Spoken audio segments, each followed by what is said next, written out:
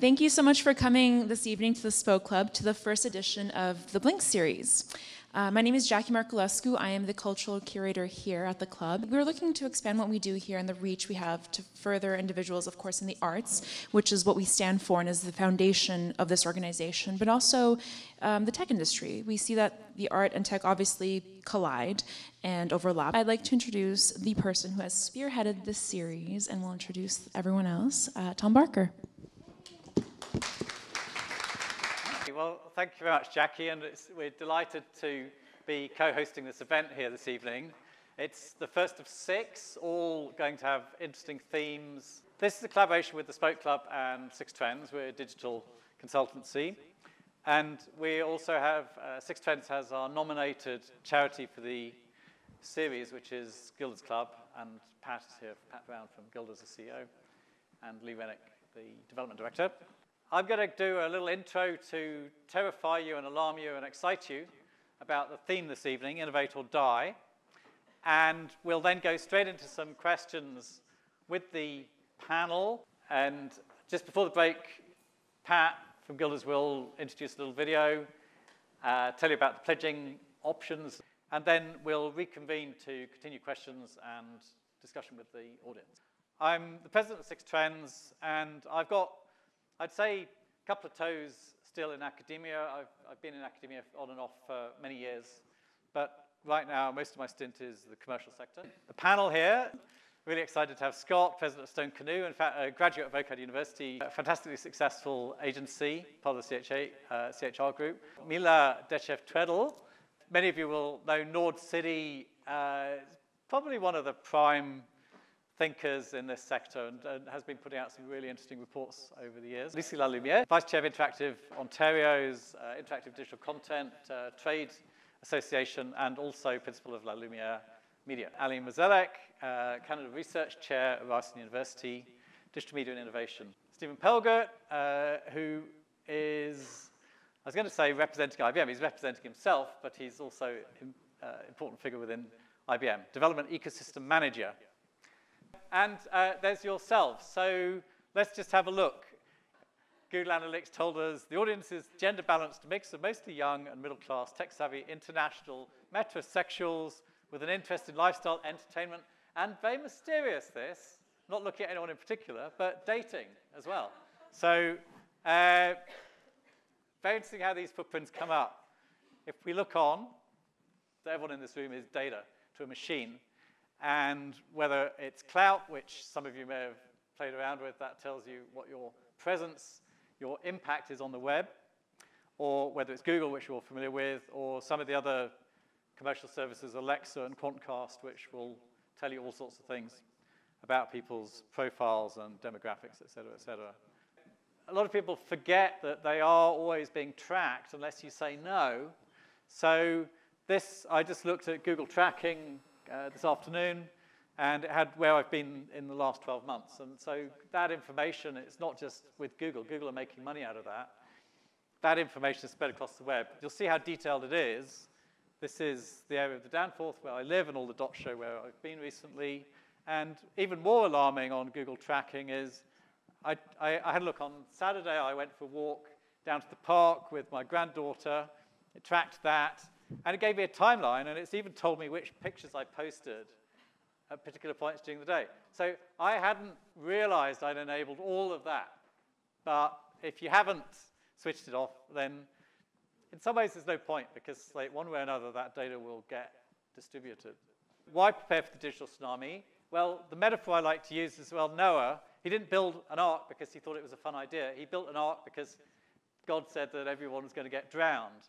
And I think in some ways that's where we are with the digital tsunami, is that you kind of don't have a choice at this point if you haven't already.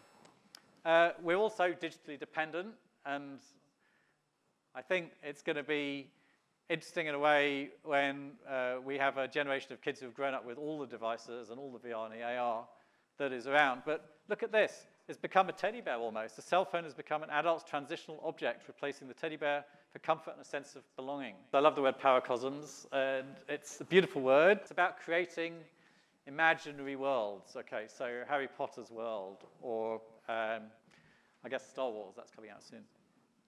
paracosms in the digital world, AR, VR, MR, et cetera, et cetera. The physical worlds and the virtual worlds are coalescing, and that's due to the technologies, the sensors, the graphics hardware, a lot of very clever Google Analytics and other people's analytics software.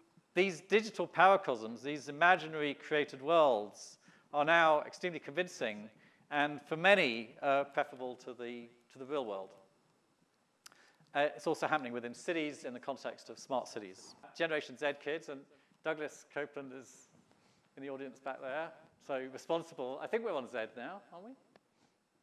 Yes, that'll probably be your next book. So Douglas did the X's, and we get to Zs, which are, I guess, the young teens. They're going to live to 100 years, apparently. And they're going to be working for a 60-year career span. What's more interesting than that, to me, is that they'll have, on average, 3 uniquely different careers during that period. So this whole process of retraining and change is going to become embedded into our culture as we age. If you're in your 40s now, you won't be retiring until your 70s. Jobs, okay, 2 bad slides about jobs. Never been a worse time to be a worker with only ordinary skills and abilities. I'm sure that doesn't apply to anyone in this room, because computers, robots, and other digital technologies are acquiring those skills and abilities. So we're going to see half of jobs vanishing in the next 10 to 20 years. There will be replacement jobs, but far fewer, and we'll come on to that in a minute. What will the careers of the future be? We don't know, but what is interesting is that some of the disrupting industries are already getting disrupted or disrupting themselves, and we've seen that with Uber's attempts to create self-driving vehicles. A Silicon Valley investor in the tech industry is saying 80% of doctors are going to be replaced within a generation, and if it's something like my doctor, he rolls his eyes like crazy when I tell him what I've seen on Google when I've visited him. So I think it's already happened. Innovation, we tend to think of innovation as fueling growth. Now, I looked at the stats on this, and the notion of unlimited growth is a heroic assumption. And I think with sustainability on the agenda, we're starting to realize that's not something that can happen forever. But the interesting thing also is that innovation creating growth has only really been the case for about 100 years. Until then, for most of human history, GDP grew by a growth in population. In other words, more people being more productive, making more things. There is also, alarmingly, a view that innovation is actually slowing down. It's very intense within the digital sector, but if you look across all of the sectors, then innovation is actually slower than it was a century ago. This graph shows the GDP growth really kicking off around the 1900s, and that also has a little line further down. You can see that the growth due to productivity goes a little bit faster than the population growth. But until then, all those lines are running alongside each other. There's plenty of books about dystopia and movies, and I just put one up, which is one of my favorite ones, Kurt Vonnegut Jr., Play a Piano, written in 1952, about a world where senior, highly educated people, the managers, basically were gainfully employed, and nobody else, like the working classes, had a job. They all had to have a fairly miserable existence whilst machines did everything for them. And that idea of lounging around, having leisure time, and being miserable, kind of interesting. I guess what we now call the age of smart machines. First, knowledge-intensive industries now have to build audience, and they have to build customer base as opposed to regulating the supply of something. So that's a big shift from, say, the old school industries like oil. What else can we say? Well, technology will continue to destroy more jobs than it creates, and it's why we're seeing exponential technological improvements and growth, productivity, at the same time as stagnating wages and mass unemployment. The singularity, there's this smart chap, Ray Kurzweil, who predicted singularity, where robots and machines, AI, match us. He's got it as 2 stages. One, they kind of replicate our behavior, pass the Turing test in 2029, which is not that long away, not that far away. and about 12 years. 2045, everything gets mind melded together, and apparently we achieve billion times the current level of human intelligence, whatever that means. Many will say, what does it do about consciousness? Well, even that, there are answers from the scientist. Douglas Hofstadter says that consciousness is just a symptom of complexity. So once a system gets complex enough, consciousness is an apparent side effect. Higher education. Clayton Christensen, who's sort of the godfather of disruption, was writing just 3 or 4 years ago that half of the universities in America will be in bankruptcy 15 years from now. So he's now like 11 years from now. And I just saw last week he's still claiming that that's going to be the case. Why? Well, there were 3 causes of disruption within the education sector that are almost unbearable for institutions. Funding crisis, which is basically fees can't rise fast enough to cover costs. Technological revolution, the gadgets can't be afforded, and the switch from elite to mass education. E-learning may help to some extent. It cuts costs by about 50% immediately, but the universities, even at 50% of the cost for tuition fees, are much, much more expensive than many, many alternative disruptive technologies. Things that people have done, organizations have done to try and deal with this. Amazon, which has got a bad rap actually for its employment conditions, does have some pretty interesting innovation practices. And one is that they talk about one-way doors and two-way doors. So they encourage both of those practices. Well, one-way door is an innovation that you can't recover from, so it has to work, otherwise the business starts to suffer. And a two-way door is where you give something a go and you're prepared to fail. And I think one of the themes this evening might be that conversation about how much can we afford to fail, how much do we have to fail now in order to learn in ways that we never used to. So Amazon allows, within its organization, failure. Toys R Us, rest in peace. Well, a lot of people wrote about that being the death knell of retail, but in fact, what we're seeing is a lot of the big digital businesses now moving into the retail sector. And it would seem that the challenge now is more about figuring out ways in which existing businesses can adapt quickly to new business models, which is, in retail, not working very well. Obviously, we can do a transaction anywhere now. So the physical locations have to be offering a lot more than just a place to go to buy. Okay, Daft Punk, Thomas. So he came up with this very interesting quote, which is very hard to understand, probably on purpose. Human creativity is the ultimate interface. It's much more powerful than the mouse or the touchscreen. And I put this slide up whilst you ponder what on earth that means, as a pointer that creativity is, in many ways, our salvation, because so far, there are no signs that computers are going to be particularly good at it. So we've probably got about a couple of decades lead on them. Okay, so I think at that moment, if I can invite the panel. I'm going to start with you, Stephen, if that's okay. You've seen a lot of technology changes over the years. I'm sorry, that makes you sound a little bit old, so I apologize for that. So I have too. IBM has been at the forefront of many of these during its 106 years in business. Are machines really going to make us redundant? Didn't we hear all of this before? We had the Industrial Revolution, we had mass production, we had computerization. What's so different this time around? How many people here were born after February 19th, 1983? Just February 19th? February 19th. Technically. There you go. That's my first internet. Unused now. So I've got posts older than you. It's been around for a while. The reason I point that out is I've been in a fairly unique place of being able to watch an evolution of something that I think is very, very fundamental. When you look at change through the history, it took generations.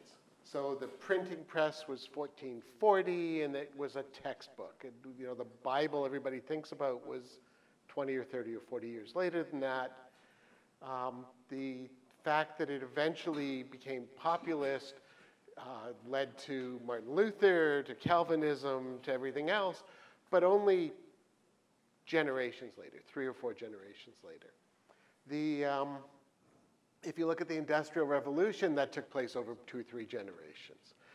If you look at each change as it comes across, it's taken more than a generation. I think that looking back, my own was television. So my father grew up with phonographs and radio, and television was a fairly new thing he got for the family.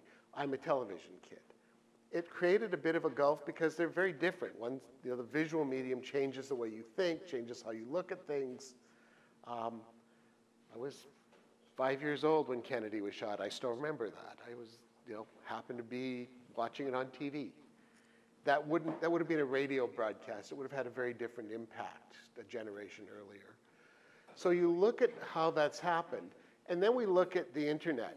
25 years old. I mean, if you want to go back and dig deeper, you could maybe make it a little bit older, but it's in the lifespan of the people in the room. And then we look at what's happening now. And suddenly we've got cognitive devices. I mean, IBM won at Jeopardy 7 years ago, right? That's a fundamental turning point. You could look at where Deep Blue won at chess. I mean, we've had these grand challenges. Google and the University of Alberta have won at Go now, so there's another challenge that's dropped. These things are starting to fall faster and faster. And I think the big difference and the fundamental difference is the changes are now happening not even within a generation, but within a decade. So you start to see the iPhone's 10 years old, and smartphones have changed everybody's life. It's fundamentally different and within a generation. I think that's what's changing.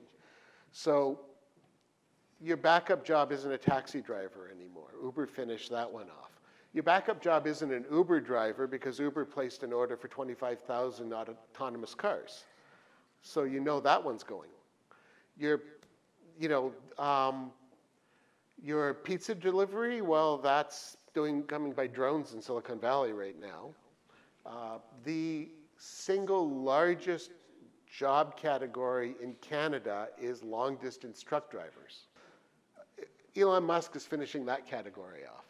Jobs are going to fall by the wayside. On the other hand, productivity, you saw, is the hockey stick. We're getting enormous leaps of productivity.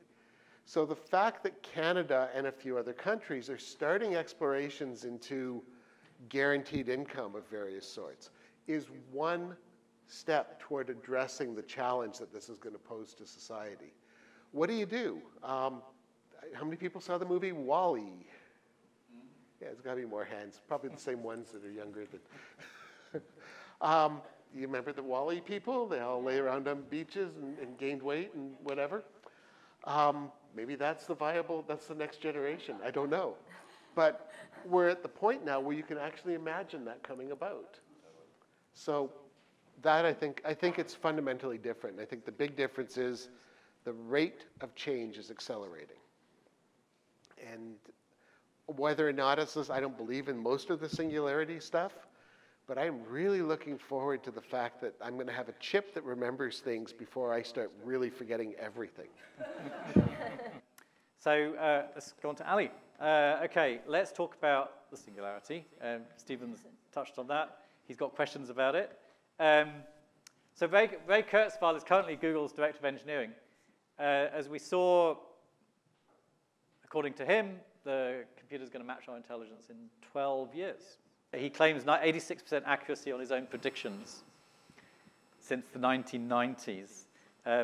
Is he right? Is there any way we can prepare for this kind of event? I guess when you talk about Kurzweil and a technological singularity, the first thing is he's a technological futurist. He's a very optimistic one at that. So it was 97 that IBM's Deep Blue defeated Garry Kasparov, so he's right on that.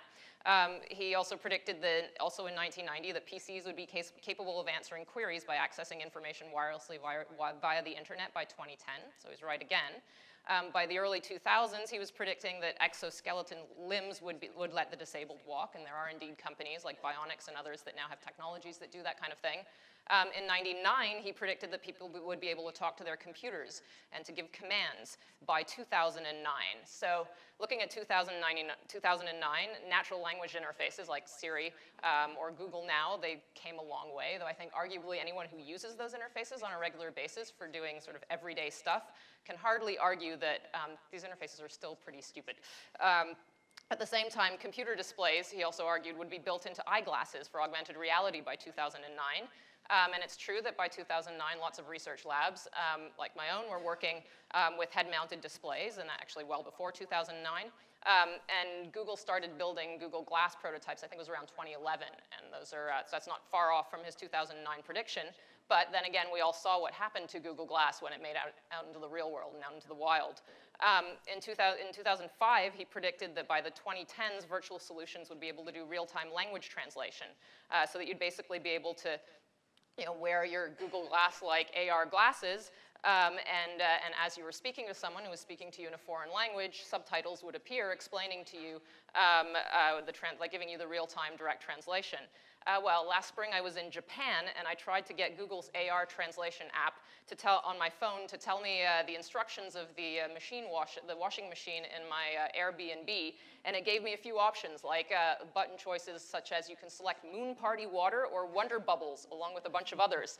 And it was absolutely impossible to determine which buttons I should press to start a medium-sized load in warm water. So I think he's kind of far off there. A lot of the people like Kurzweil who buy into AI and the idea of the singularity are not actually working or doing research at the forefront of AI. And the people who are working in AI are generally a lot more skeptical because they know just how hard it is to get even the smallest bit of intelligence into a machine, let alone to get a machine to like recursively improve itself.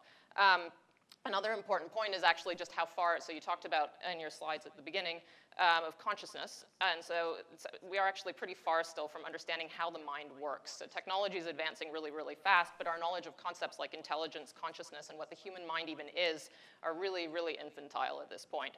And Kurzweil knows this, and I think he knows well that we need to understand human intelligence before we can hope to build a machine that can rebuild it, or build it into a machine, but his solution, which is basically, he has this mapping the brain project, so his solution which to reverse engineer a human brain kind of assumes way too much. It more or less convolutes the ideas of brain and the idea of building a brain with the idea of building a mind, because the brain is the physical structure and the mind is the function that the physical structure performs. So in 2016, IBM actually announced that it had created a working artificial neuron, which was capable of reliably recognizing patterns in a kind of noisy data landscape. And this is a great step, a very, very tiny step. But even if we could go the light years from there to build the entire brain, there's nothing to say that that brain will actually generate the mind, or that this machine will be conscious, despite quotes of some scientists, or that the machine will even know that it's thinking. So I think if we kind of step back, so you asked if there's any way we can prepare for this, and so I say, well, what are we preparing for? So AI has definitely made huge leaps over the past years. There's no argument about that, no question about that. So you mentioned algorithms that play chess or Go or Jeopardy or control self-driving cars. But most of the AI algorithms and the things that they're doing nowadays are addressing very well-defined and bounded problems. And so I would argue that the I in AI is not, like whether that's an accurate descriptor is highly debatable. Do these algorithms actually know that they're thinking? No, they don't know that they're thinking. AlphaGo doesn't know that it's playing the game of Go. Can these algorithms be interrupted? And then can they be asked to bake a cake for your mother's birthday in mid-process? No, that's not gonna happen, or at least not yet. So we're arguably in more danger from how AI is stupid right now than how intelligent it is at this point. So do we have to worry about super intelligent machines by 2029? I don't really think so. And most of the problems that we're seeing with AI nowadays actually come down to the fact that the AI algorithms are really dumb. So look at the effect of Facebook on political debate over the last year. Or look at poor Joshua Brown, who was the first person killed by his autonomous car last year. A smarter car might have seen that there was actually a truck turning across the road and could have saved his life, but that didn't happen. So there's lots of potential for AI in bounded areas, and I think we can prepare for this in a lot of ways. IBM actually lists on its website the top 10 ways that AI will impact business in the next decade. And I wrote a few down. These include things like patient data processing, algorithmic financial trading strategy, performance management, predictive maintenance, prevention against cybersecurity threats, medical image analysis, and others. And I'd say that all, if not most of the areas that they identify are, I'd say, reasonably, so I talked about well-defined and bounded problems, and these are all reasonably well-defined and bounded problems, so really good places to invest money and effort. But two more things that I'd say need to be done at the same time, and two kind of big things that I'd throw out there is, one, that AI needs regulating to make sure that it benefits all and not just kind of the tech elite. So the thing about AI technologies is that they're really dumb at the things that people are really good at. And the way to think about AI going forward, I'd say, is to think about how machine intelligence and human intelligence can work together. And this is a lot more important than worrying about whether AI is going to take over because it's smarter than us. So I worry more. You talked about going to your doctor and giving him information that you've gotten off of Google. And when I go to see my AI doctor sometime in the future, it's going to provide me some recommendations from sort of millions of past examples that it's processed. This is all data online. And I have no certainty as to how these algorithms got there, how they got to the answers, or whether the answers actually make sense. And the algorithm is sure to be really stupid at taking my own particular situation into account, and sort of giving me information that requires human experience, empathy, compassion, intuition. And so there's potentially dire consequences to the recommendations that it can make. The algorithms don't even know, just like AlphaGo doesn't know that it's playing the game of Go, the algorithms don't know that they're handling my medical situation. And they're just processing data. So the human doctor is conscious of so much more beyond the scattered bits of my medical history and the scattered bits of millions of other people's medical history. And so I have much greater trust in that human person's ability to draw from his own medical knowledge or her own medical knowledge and kind of a much smaller set of past experiences in order to provide me with kind of this reasonably informed suggestion.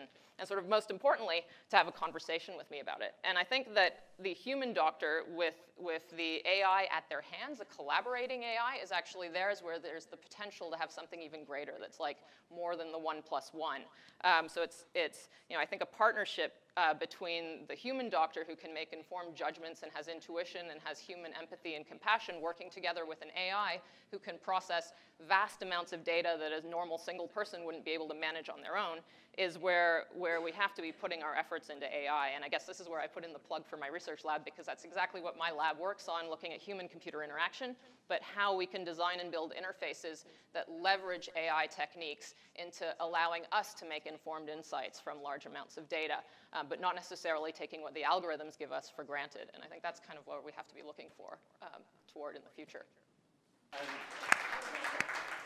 I hope we can unpack some of that in the conversation, but I think very interesting to bring up issues of regulation, trust as well, right? Difference between trusting a doctor versus an AI. So we'll now, I think, Scott, we're going to ask you a question. You're running a digital agency, and you are part of what I would describe as an elite group that knows how to get our eyeballs to look and our fingers to tap at what you want.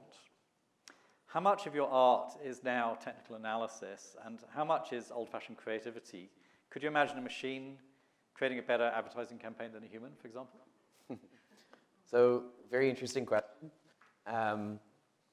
In terms of what I do day to day, it was interesting seeing your slides up there with the Google Analytics report and the Clout report on everyone here that's attending today. That's our life. As when we work in an advertising agency, the way that we communicate to people is now on almost a one-to-one basis.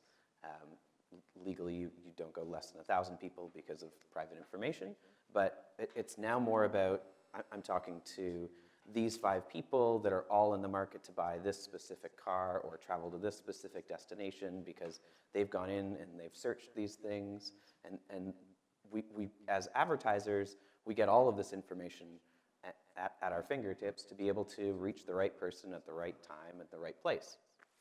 And so in terms of where the industry is moving to, and we talked a little bit about companies that are struggling or not exactly sure how to reach these people and companies that are starting up.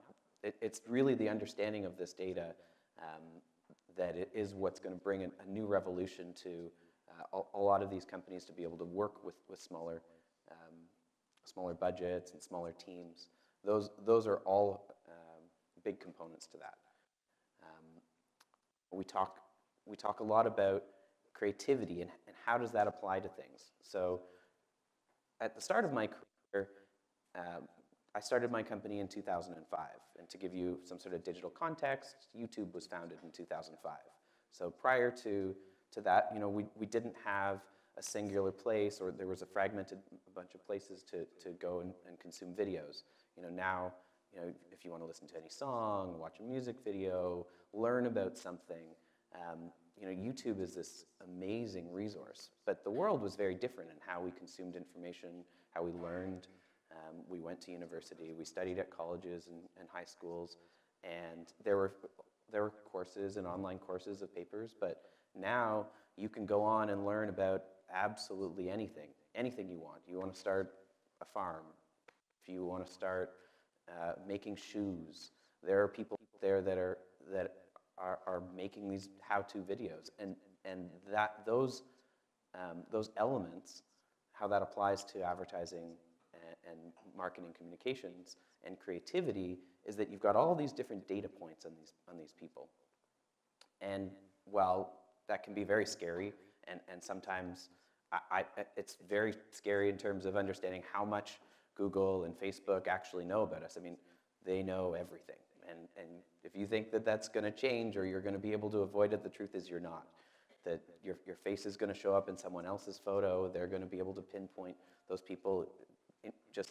This live stream is never going to go anywhere. This will be around for the rest of my life. So all of the things that we have and touch, that will be the same thing as well. So, you know, be conscious of that. Always know that. You know, Google's mission is don't be evil. So I think is that their value proposition or their mission? One of those two. So it's an important thing. I mean, it sounds like a bit of a joke, but, you know, with all of this information, companies have a lot of power, and it can be used in very good ways. But creativity, and where that comes from, that is creativity is about drawing between seemingly unrelated things and deriving something new from that. And you know, the most creative people in the world are multi-talented. They draw from experience from over here, which informs a decision over here, which then lets them pull two technologies together and create something completely new. In the advertising world, where this gets interesting is that now that we actually have a considerable amount more data on the regular population and the general population, it means that we're going to be more relevant. It means that when we're looking at content online, that, you know, hopefully, assuming everything is working correctly, and we're not actually at that time. You know, there are a handful of companies out there that are actually doing it correctly. But, you know, 10 years from now, we're going to only see things that are relevant to you.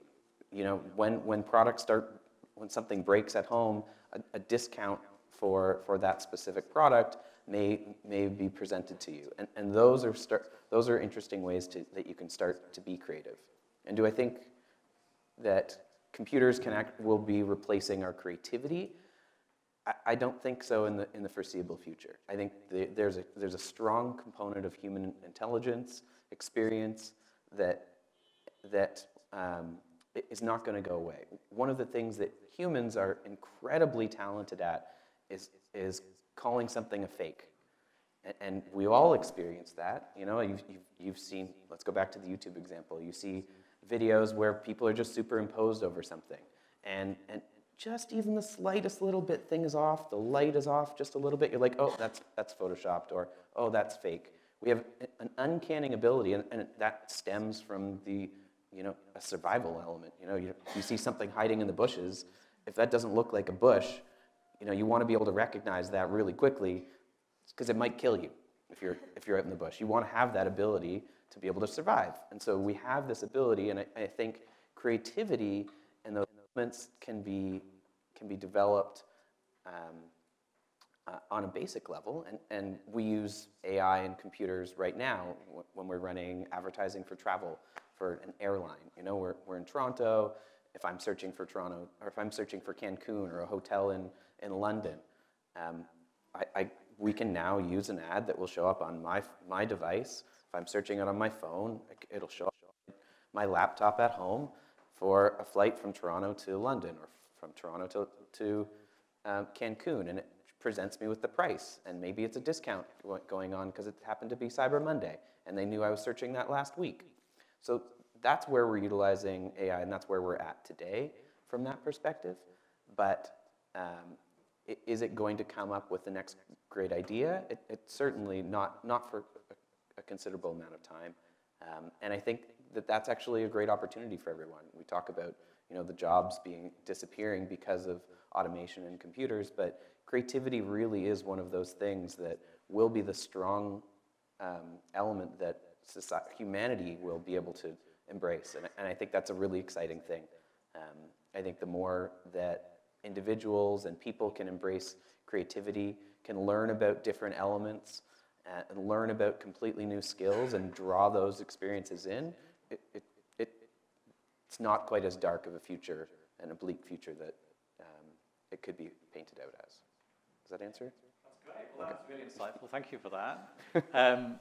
Lots, again, we can unpack, and I think hints at a new digital golden creative renaissance period, perhaps, which is nice. Lucy, you are a specialist in immersive technologies.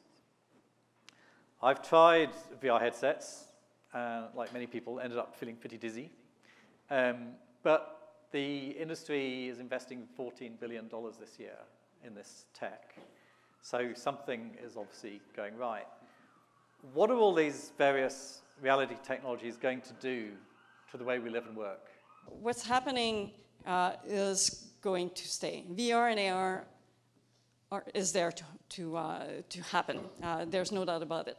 When is it going to be really natural? I would say within 10 years. What's going to make that happen? I believe that in 10 years, I'm going to have smart glasses that are really comfortable and that are going to allow me to interact with the world in 3D overlays or completely isolated. So I think the technology is going to be there within 10 years to make that happen. I'm going to interact with my voice or even with my brain signals. I'm not sure about the chip yet. I don't think 10 years is. I think the chip is going to be like 30 years ahead. Right now, when we work, we type.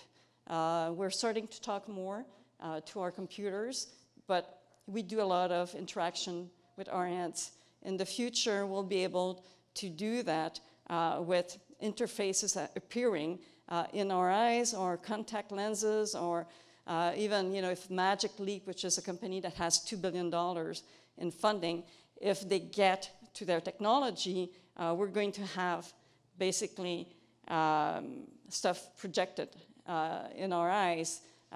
So in terms of work, we're going to interface with the work very differently. We're going to be able to do video conferencing, which is more telepresence virtually. So people that are in Singapore could be in the same room that you are. And this is going to happen within 10 years. We're going to collaborate together, creating industrial design, for example. This is already happening, but it's going to be even more so within 10 years. So that's for work. For play, imagine everything that can happen if you can be immersed in a world that is completely fantastical, and if you can play with people all over the world, and if you can be other characters. You can decide, okay, I'm not going to be a female my age, I'm going to be this different type of characters. So it's going to change how we play and how we create our own playgrounds also in the future. So don't know if I answer your question, but it's happening. It will happen, and it's going to be a lot more interesting to live in a 3D world that is a mix of the real physical and things that we create. I will persevere and get myself back into a headset Yes, at this please. point. Thank you. So, Mila, let's get a response from you. We're going to look at education in schools. Okay, so you've got to learn stuff in order to be able to do it. If it's too late for us to go back to school, should our focus be on seeking to better teach future generations, perhaps? I know Group Media TFO released a study last week, you told us about this, that said that there was a school emergency around the digital revolution, and they used those words, school emergency. It said that creativity will be one of the main skills in the future, so riffing on that theme again. We need to focus on STEAM, so science, technology, engineering, arts, and maths, and that non-linear learning is now essential. Can you talk about this? What do schools need to do, and how could we help our own children? Yeah, so I think kind of the key challenge, I think, for parents and educators and, frankly, education policymakers right now is that, you know, the generation of kids who are entering primary school or going to enter primary school in the next couple of years, or who are just in the early years of primary school is, you know, we have no idea what the world is going to look like when they are, you know, in high school, in university, or whatever post-secondary education looks like in those days, in the job market, right? So it's really hard to know what you need to teach them to be prepared for something that you don't even know what it's going to look like. You know, we've talked about the fact there was the statistic that in what was it, 10 to 20 years, 50% of jobs won't exist anymore because of automation. How do you prepare a generation of people for a job market that will not exist, you know, fundamentally? I mean, or you know, we're going to lose a lot of jobs. Jobs are going to change drastically. They're not going to look the same at all as they do now. And on the flip side, not to be all doom and gloom, there's also going to be new professions, right? I mean, we've just seen it in the last, if you look at the last 5-10 years, there's industries that have emerged that didn't exist before. You know, things like the sharing economy, things like, you know, microfinancing, stuff like that. That's all things that, actually, that's probably the last 5 years, I would say. So you know, these are industries we could have never known existed. How do you prepare kids to kind of work in those new industries? You can't, because you don't know what they are. So I think, you know, it's less about falling into the trap of trying to teach them the right things to work in XYZ industry or what have you, because, you know, you can fall into that trap. You see it sometimes in a lot of our work when we're talking to businesses, particularly in the kind of creative digital media sectors. You talk about, I'm going to kind of go on a small tangent into post-secondary education here, but you know, you develop a curriculum to address changes, new technologies, disruptions that have happened in the industry, and year one of that cohort, it's this new innovative thing. By year 4, they're graduating with outdated skills. So if you're kind of, that's in a 4-year span at the post-secondary education. So if you're trying to teach kids who are 4 years old now for skills that they need when they're 30, that's just not realistic, right? You can't fall into that trap. So what we have to focus on, and I think what's starting to happen is that education is going to focus on those skills and those abilities that are more inherent to humans. You know, as Ali was saying, we have to teach them how to be good at the things that AI and machines and computers are stupid at, right? And creativity, that's, I think also the other part of it is we have to kind of teach our kids to be resilient, to know how to reinvent themselves, know how to fail. If you're talking about, you were saying a 60-year career with three huge career shifts, I mean, that's a big deal. That's something that, like, my parents would have never fathomed, having to reinvent themselves even one time in their career, let alone 3. So I think that's what we have to focus on, is preparing them for the ability to reinvent themselves, preparing them for the ability to kind of really hone in on those skills that are inherently human, like creativity. So, yeah. Welcome Pat Brown to the stage, CEO of Guilders. Thank you. Thanks. so much, Tom, and good evening, everyone. I'm absolutely delighted to be here this evening to share with you information about Gilda's Club and the work that we do to support the thousands of individuals whose life have been impacted by cancer that reach out to us each year so that no one has to face cancer alone. We are named after the famous comedian and Saturday Night Live star, Gilda Radner, that you saw as a picture behind me here. And we opened our doors in 2001. We were actually the third Gilda's Club to open in the world. We're now part of an international organization with support communities around the globe called the Cancer Support Community. We provide social, emotional, and practical support, all of which are absolutely mandatory for a complete cancer care plan, and also a complement to medical treatments. And we do this through the 170 programs that we've developed and that we provide for our members, things like our healthy lifestyles and arts and technology workshops, as well as our education series. And those are delivered to our 2,500 members in the Greater Toronto area, primarily from our beautiful location at 24 Cecil Street, which is actually just a 7-minute walk from University Avenue, where almost all the major hospitals are located, including Princess Margaret and Sick Kids. We do not receive any government funding, and all of our programming and services are offered free of charge, and not everyone can come to our location. So tonight, we are fundraising for, because we're building a cross-platform web application.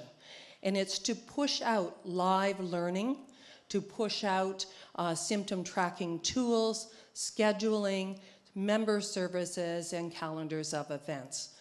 And we're very excited because we already have 170 programs and content available to us. And so it gives us a great opportunity to reach the 1 in 2 people who will be diagnosed with cancer in Canada each year. So it's how it would work, and you've got to imagine this. Your phone sends you a notification that Chef Amy Symington will be going live in 15 minutes from Gilda's Club Greater Toronto with the Not Just Supper program. That's actually our plant-based cooking and demonstration and program. You're a caregiver for your partner who has been diagnosed with cancer, and you're really concerned because they've lost so much weight, and you want to learn about weight gain, and you need to know how that you can help. You can see Amy, Chef Amy, live on your cell phone. That's easy and accessible. And you can then log on and join the group and ask live questions of Chef Amy. And that's where we're going at Gilda's Club. And we feel very strongly, and we're extremely happy they're doing this expansion through digital technology, through this cross-platform web, because we know we can reach more people, and we know we can make a bigger difference. And I encourage any of you to come to Gilda's Club so you can see our programs firsthand, learn more about our innovation. And we hope that if you're interested in supporting this new digital expansion of our programming, that you'll consider making a pledge. And Tom is going to tell you all about a very special, cool app that Six Trends developed to do just that. Not only did we take on the challenge of doing something fun, which we thought would encourage a little bit of wallet opening for Gilda's perhaps, but we also wanted to get AI not just to be as good as people, but to be able to predict the future better than us. So we've created about 3,000 lines of code, not all our own work, I have to say. We've used a lot of open source materials. And we also felt that Gilda Radner, who is hilarious, she was the first, I think, the first female comedian on Saturday Night Live. But of course, she's no longer with us. So we recreated Gilda as well to tell your fortune using AI. So I'd encourage you, go to sixtrends.ca/fortunes on your phone. Some phones she'll talk to you, some she won't. That's a bit of a crapshoot. You'll get your fortune and an opportunity to make a pledge after that. You can get the fortune without making a pledge, so it's totally up to you. But if you do feel like making a pledge, then that's wonderful as well. I think I have this question for both Scott and Lise. So I think I want to hear you guys talk more on this concept of the global human, especially in the context of these self-generated ads that we see online all the time. So, like, for example, if I have a conversation with my friend about renting a truck, and the moment after I see a truck ad, I knew it's like, oh, just Google listening, no big deal, Then, yeah, what are your take on that? So I'm not convinced that that Google or Facebook isn't actually listening through the phones. Transparently, I don't know. They clearly don't publish that or let us know, but I've also experienced moments like that that are very serendipitous. In terms of this going, and are people skeptical? I think right now we're in this stage where everyone's trying to figure everything out. Marketers as well. There's a very few handful of companies that are actually doing a proper job at advertising. But trust you bring up is a very good point. Trust is a key component to any person. You're interacting with people. The very first, I think it's 4 to 7 milliseconds of interacting with someone, you make a very quick judgment. Can I trust this person? And again, that goes back to, you're in the woods and that bush doesn't look like a bush. Can I trust that? It's a very important quality. And so brands need to, and where's the future going with this? Brands really need to develop that trust. And we don't have that developed right now. And I think we're at an interesting spot in the world where, we don't trust the messages we're given. The content in our news feeds are so curated to everything in our own little bubbles that we live in. So we're in a very weird time where that's going to where all of this is taking place. I don't have a forecast into the future of where that's going to go, except for the fact that we will develop these relationships with these companies. They are going to continue messaging us and looking to tell us about new products or services. And the best we can hope for, and the only thing that will succeed is in trust and in that relationship between brands and consumers. It has to exist. It has to come to an equilibrium, because I don't think anyone's really happy right now. To your point as well, I think it's very important for people to share information about what's happening. For example, I work a lot right now in voice recognition, speech recognition. And basically, what I've learned is that, for example, Google keeps everything that we say. So it's not apparently directly tagged to us. It's aggregated. But things like that are a bit scary. And I think we, the consumer, we need to make sure that the industry self-regulate or that the government regulate if they don't. Totally. I mean, just on that regulation point, on Friday, I learned something new, that a way that we're able to track people. There's a call tracking software out there that you can match someone's Facebook profile to their phone number, just a random general public, from just the caller ID. It was a wow, I didn't know this was possible moment. So there are many, many, many of these examples, and I feel like anytime that I have a discussion with friends or family about digital advertising, it's like, wow, I didn't know you could do that. These coincidences happen. I'm sitting there, I've never thought about purple bananas before, and I mention it to somebody, and 2 seconds later, my Facebook page has a purple banana ad on the side.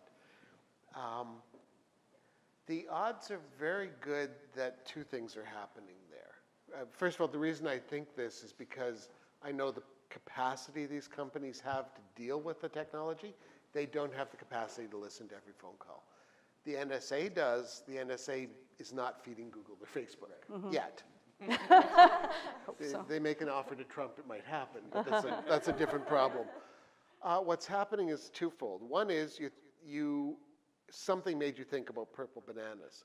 You're now thinking about it, so you're going to notice that ad. That ad might have showed up 80 times in the last year.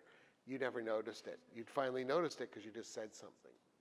The other thing is, if you're thinking about it, somebody you know might have been in a conversation with you and might have Googled purple bananas. And now they're your friend. All the algorithms, all the AI online knows that if your friend is looking at purple bananas, there's a really good chance you want purple bananas. You're going to notice these things. So I think, yes, the capacity is available in the world, but it isn't yet available for these companies, and that's not where they're investing. Who would like to ask a question? Great, go for it. Okay, I'd like to touch upon the human side and the empathy point that you made, Ali. I have a background in marketing, and a lot of what we do in marketing, my team and I, is driven by data analytics, but some of the research that we do, qualitative research, some of the EMIC research that we do, beyond that, EDIC research, is the human side.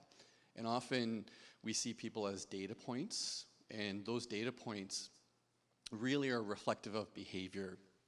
But there's a broader dimension to people, and I want to actually explore this particular comment and get your feedback, where we consist of events beyond data points, like our family memories, or a paper we may have wrote 2 years ago or 10 years ago. And as we move forward with innovation and with AI, a lot of that history is lost because technology becomes obsolete. And in fact, let me give you an example. I've been involved in digital media for almost 3 decades now, and some of my best artwork I can't access because it's in a format that can no longer be read.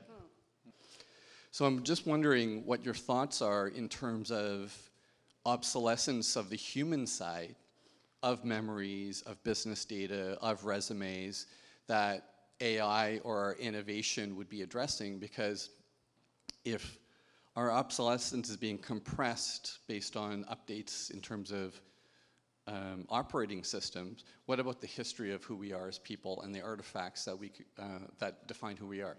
So we're very obsessed now with forward-looking, right? So everything at the moment is very much about getting the next thing, the newest thing, and you're right, you're absolutely right that we do lose something of our history. No one's thinking about how do we run that thing that we made in 1985 on some really old computer, and I think that's something that we need to think about, but I don't know at this point how to address it or how anyone's addressing it. I mean, there's always people who get obsessed with something from the past, right? And so there's all kinds of emulators that you can find. Like I found emulators to play video games that I played when I was a kid that obviously would never run again now on the original hardware. The original hardware doesn't exist anymore, but you can find somebody who's obsessed over that has rewritten it. And I think that kind of touches back on the human side, because it's the person coming in when they had an affinity with something. It's the person coming in who has some sense of something that they missed or something, and then they come back and they find a way of recreating that. With that said, I think that when you talk about your phone no longer being able to play an app from a little while ago because it's got a new operating system, I think this is brings up a much broader issue in our society as well, which is this, and it's wrapped up in everything from the way the industry is structured, economics, consumerism, the global nature of society, the advancements in technology, the whole way that businesses make money. Everything is constantly pushing forward, and this is throughout our history. We're in this really unique time. If you look at even a generation or two ago, things that were bought were meant to last a lifetime. Nowadays, things that are bought are meant to be thrown out next year so that you can buy the next version, and companies want you to do that because that's their business model. That's how they make money. And I think I have no idea how to solve this whatsoever, but I do think it's an important conversation for things that things need to change, and that companies and businesses and governments and people in general should be having, because it's about our history, but it's also about what are we doing to our society, what are we doing to the planet by propagating this much stuff and constantly losing what we had in the past. Can we rethink the whole model? Can we rethink craft? Can we rethink repair? Can we rethink the way we reuse technologies rather than constantly push forward to have new ones? Can we make those things that we made 2 decades ago still exist now? Because rather than constantly pushing forward with technology and constantly throwing away and putting in the dump what we had 2 years ago, can we find a way instead to give it a longer life? And I think that if we can figure out how to do that, and if businesses can restructure their models in a way that supports that, not only does it create a whole different type of jobs that don't exist now because jobs are so much based on producing new stuff, but it creates a whole set of new jobs based on sort of maintaining and sustaining and repairing and crafting. But it also really, so it has kind of all sorts of advantages in that perspective, but it also helps rethink the planet and addressing all kinds of the much larger issues that we need to be thinking about. I'm going through an issue now, I won't get into it, but as high up as I can get, I haven't reached the president yet. Everyone says, oh, I can't do that. I don't have the authority. Like, the buck stops here. If you're the head of a company, you've got to be able to pass down the authority to a lower level to solve some of these problems. And as great as AI may be, and I'm all for it, sooner or later you have to be able to talk to a person. And I think as fast and as quickly as they advance, sooner or later they're going to have to get back to how do you talk to a person. Well, maybe we can pass that one over to you, Mila. I mean, to me there are 2 things there. One, why not? You look ready to answer.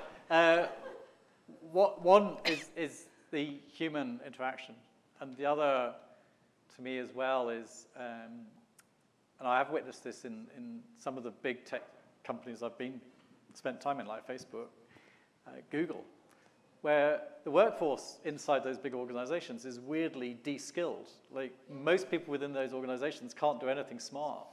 There's a tiny number of people doing very smart things in those organizations. But, sorry.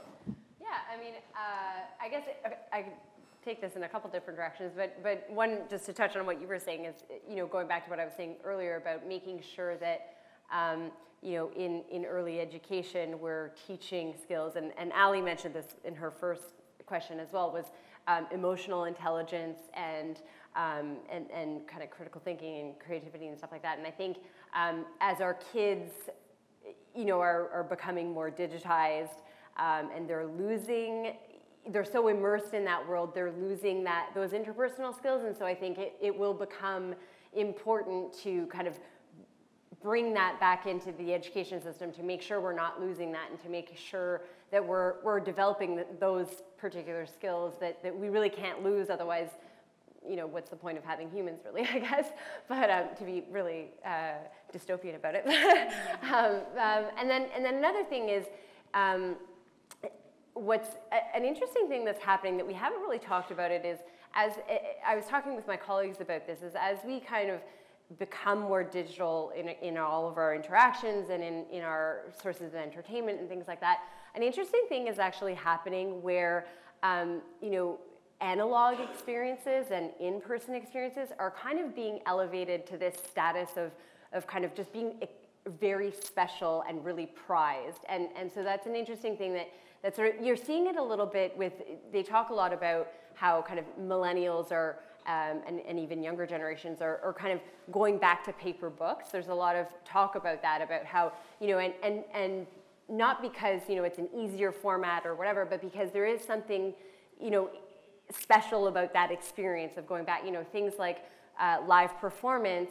The same thing's happening in music, actually, where you're kind of seeing the role of live performance in the music industry change a little bit and kind of have this kind of aura of being really special, because, I can go and stream music on whatever platform, or I can download my favorite songs, or I can download an album, but it's not the same experience. It's not necessarily as immersive, although we can talk about immersive technologies that will totally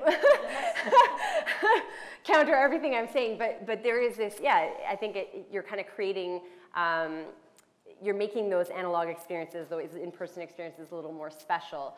And I think as time goes by, we're going to start to see that happen more and more, and we're going to prize those and value them in a very different way than we do now, as a way to kind of, my colleague put it as, you know, we got to lift our heads up from the screen, and we're going to really crave that and seek that out, and it's going to become very valuable. There's a good combination right now. Again, there are very few companies that are doing this well, but IBM Watson actually is a fantastic platform of artificial intelligence that can take regular language where I could ask a very simple, hey, I'm having this difficult or struggle with this application and I don't know how to save my file in this spot, something like that. And it can take that, understand what it is that you're actually trying to ask, query a database of hundreds of thousands of articles on how to actually do this, present you those solutions right then and there in a chatbot window when you go to that company's website. And it can try, and this is happening today, and you can do it within Slack as well. There are these chatbots, and I think there's one in Skype as well. And they're using IBM's fantastic tool to be able to do that, and this sort of querying of databases and information. And the part that is lacking, and this is where, you know, the human element can come in, is, you know, maybe that wasn't the right answer. And now here's Sally who can actually help you. And this is this combination phase that we're at right now while we're still sorting all of this stuff out. But I definitely agree the human element is something to not be discounted. The technology of visual recognition now means that the cognitive application is much better at certain types of skin cancers than a dermatologist. It spots it faster, it's more accurate. It doesn't tell you you have skin cancer, it tells the dermatologist, look at this. Here's where I need you to look, here's the thing I'm seeing. You're the guy who can make the call as to what this might be. We're not close to the real artificial intelligence, which will probably look and go, you got skin cancer, here, I fixed it for you. I don't know we're ever going to get there, but we're not there yet. So we're augmenting people. A little startup out of U of T a couple of years ago terrifies researchers who do legal research, and it shouldn't. It makes them much more efficient. Now, if you're a bad researcher, you're out of a job because 20 people might have been needed to do the work, and now you only need 5. So there's 15 people who will be out of jobs because the other 5 are going to be much more efficient, but they're 5 people, they're not 5 computers.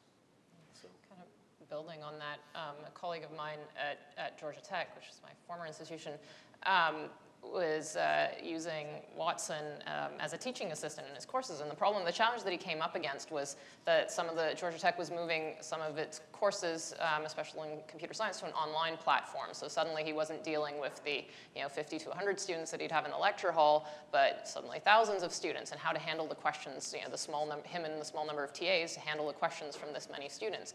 And so they employed Jill Watson, an IBM Watson-based cognitive computing TA to help answer all of the questions, or many of the questions that students were having. And what this experiment kind of showed them was, he's now done it a bunch of times, but what that first year was really figuring out, so which are the questions? There's some questions that Jill Watson, the AI TA, can really handle on her own. There's other questions that are of a complexity or of a kind of human personal nature that require the people TAs or the instructor to come in and answer themselves. And I think, so you're absolutely right. There's points at which you can't replace the human. And I don't know that we ever will. We've cruised to the end of our time. So thanks very much for coming along. And huge thank you to the panel as well.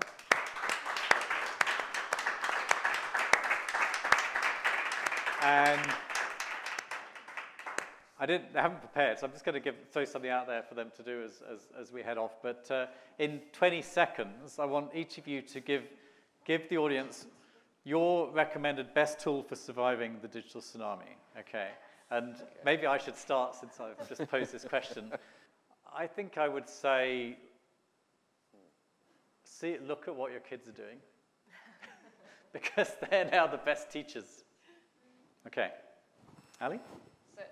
So I think that's true, but I'll take that and I'll flip it around. So look at your kids, what your kids are doing, because they're the best teachers, but also help to protect them and give them time away from technology, because I actually think we need, one of the best tools for surviving the digital tsunami is the time and space that we give ourselves away from the technology. And the more that we do that, kind of the better off we are. I'm going to suggest that you relax into it, that surf it. You know, the tsunami's coming, enjoy the surf ride. It's going to be terrifying, but you don't have a choice. So. That's good. I'm going to say be curious, because because change is the most inevitable thing that's going to happen. We're all going to experience massive shifts in everything that's going to happen. And the more curious you are, and the more things you learn about, and the more new experiences you do, and the more offline experiences that you experience as well, if you can find that curiosity and you can really follow that for yourself, I think that's going to lead to sustainability in the future for yourself. No matter what it is that you're doing, no matter what happens, that's I think, a guiding light. Yeah, I mean, I was going to say curiosity too, but now I can't say that. Yeah, but just to kind of build on that is that curiosity in the sense of, don't wait for the technology to come to you and kind of be reactive. I think the key is to kind of be proactive and see it before it's already there in a way, so that you can proactively make changes in your life or to your business models or whatever it is. So yeah, just be in that curiosity, be proactive with curiosity, not necessarily reactive. There's so much happening, for example, in Asia, in Europe, that are benchmarks for us. So I think it's important nowadays to really look at what's happening, the best practices outside of North America, including North America, but make an effort to go out. If people here in the audience are running companies and things, to riff on that is that diversity is also one of those elements.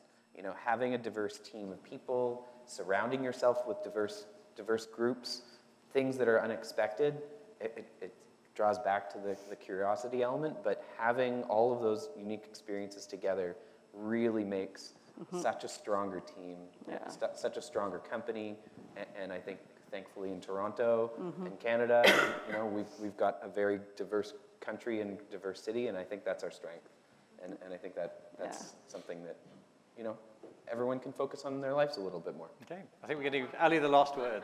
Go for it. So I think building all of that, so don't take anything for granted and stay informed, and think critically about all technologies before adopting them or appropriating them or passing them on, and encourage especially youth and children to think critically about everything that they're doing with technology, I think is essential. So. Great. Okay, thank you very much.